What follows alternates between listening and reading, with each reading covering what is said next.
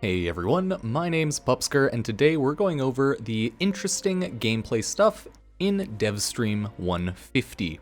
It's important to note before I start the video that Devstream 150 released a 4-day legendary core, so definitely do this gift from the Lotus. The legendary core is essentially just a free max level mod because it just maxes out a mod for free. So grab that, it'll save you a ton of time. Devstream 150, in my opinion, was actually pretty good. I always watch them afterwards just so that I can skip through all of the gameplay and talking points because I'm mainly there to look at the game functionality and what, it's adding to the game. I'm not usually a huge cosmetics person, but they do show off a ton of those as well. So the first big thing they showed off was Corpus Liches and Railjack. Yeah, Corpus Liches are finally coming in 2021. Same with Corpus Railjack missions. They did say that a lot of these updates may be coming out at different times, so they may stagger a ton of it. It's not really too surprising. They tried to do that with the original Railjack, right?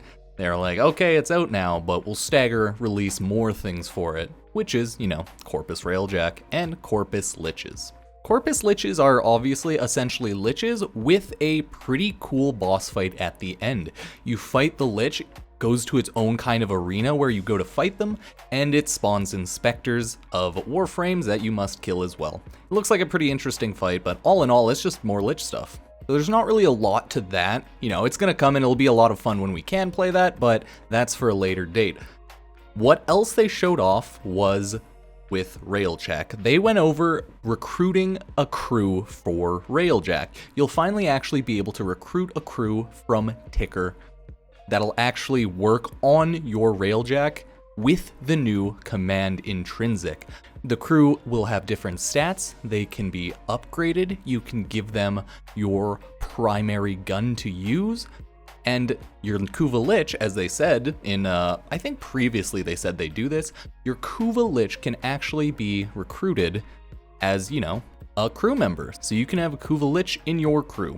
Of course, they did say a lot of this may be stagger released, so maybe don't expect all of it at once. So maybe expect the Corpus Liches to come out first, then maybe the Railjack mission, then maybe the command intrinsic and crew. Yeah, they may just stagger it. They probably have a much better idea of a good way to stagger release it other than me just mouthing off like this. So they'll stagger release it, hopefully in a pretty good way.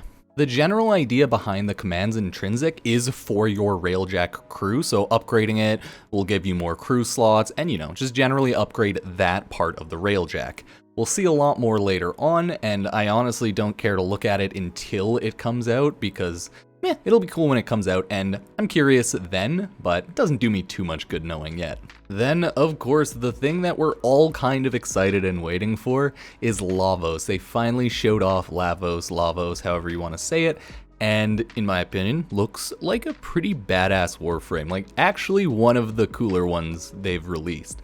I don't know how functionally overpowered he'll be, seems pretty overpowered, but you never know. I'll go over Lavos' abilities first, and then just talk about kind of how he works in general and his kind of, theme / meme around him. You'll understand once I get to it. So, Lavos' passive. Energy and universal orbs give Lavos status immunity for 10 seconds. He doesn't have any energy, fun fact. Hold any ability to imbue the next ability cast with the additional elemental status. His first ability, Ophidian Bite, hopefully I didn't screw that up, lash out with a toxic serpentine strike, consuming the target to heal Lavos. Hold to imbue the next ability cast with toxin damage. His second ability, Vial Rush. Dash forward, crashing through enemies and leaving an icy trail of broken vials. Hold to imbue the next ability cast with cold damage. His third ability, Transmutation Probe, launch a probe that converts health and energy orbs into universal orb that provide both, and ammo pickup into universal ammo pickups. The probe shocks enemies in close proximity. Each electrocuted foe reduces other ability cooldowns by 1 second. Hold to imbue the next ability cast with electricity damage. And the final fourth ability, Catalyze. Catalyst probes erupt from Lavos and douse combatants in a fiery gel. Damage is doubled for each element afflicting an enemy. Hold to imbue the next ability cast with heat damage. And okay, I gotta say guys, Lavos looks so fun. The whole theme behind him, right? He's a serpentine looking alchemist. He has his snakes that attack, and he has all of his alchemy. We have a lot of things to actually talk about with him. First off, he has 0 energy. He is a cooldown based Warframe. So all of his abilities have cooldowns instead of energy. So have fun with that, guys. Efficiency is going to be used to reduce the cooldown of Transmutation Probe. So efficiency isn't useless on him, but hey, maybe it won't be as useful as other things.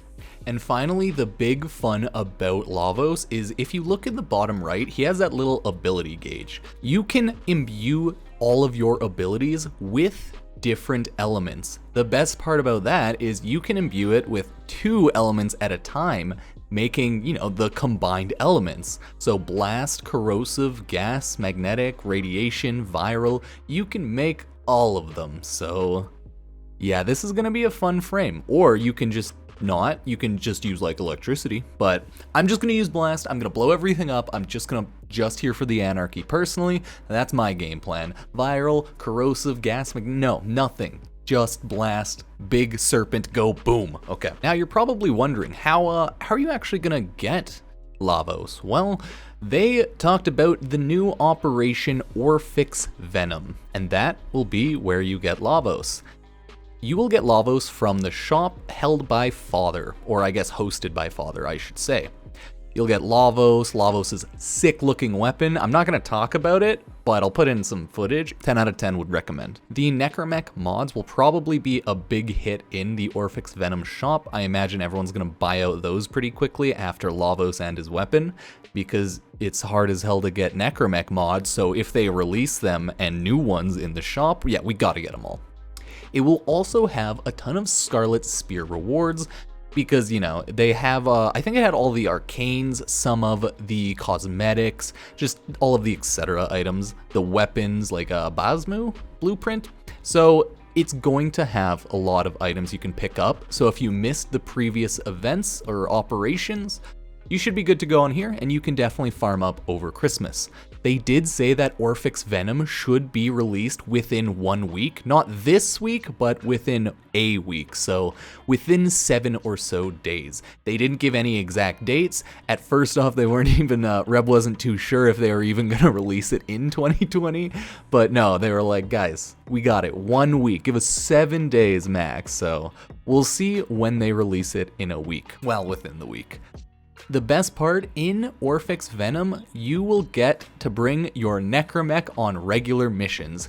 It is the test operation to, you know, test out using Necromechs in regular mission types. If you don't have a Necromech, that is fine. It is actually mandatory to use a Necromech for this mission, but they will have Necromechs that you can jump into even if you don't own. They'll have, you know, like the junked Necromechs in the mission that you can jump into, or the sleeping ones, call them what you will. So if you don't have a Necromech, that's okay. You can still jump into them with your little Tenno and then blow shit up.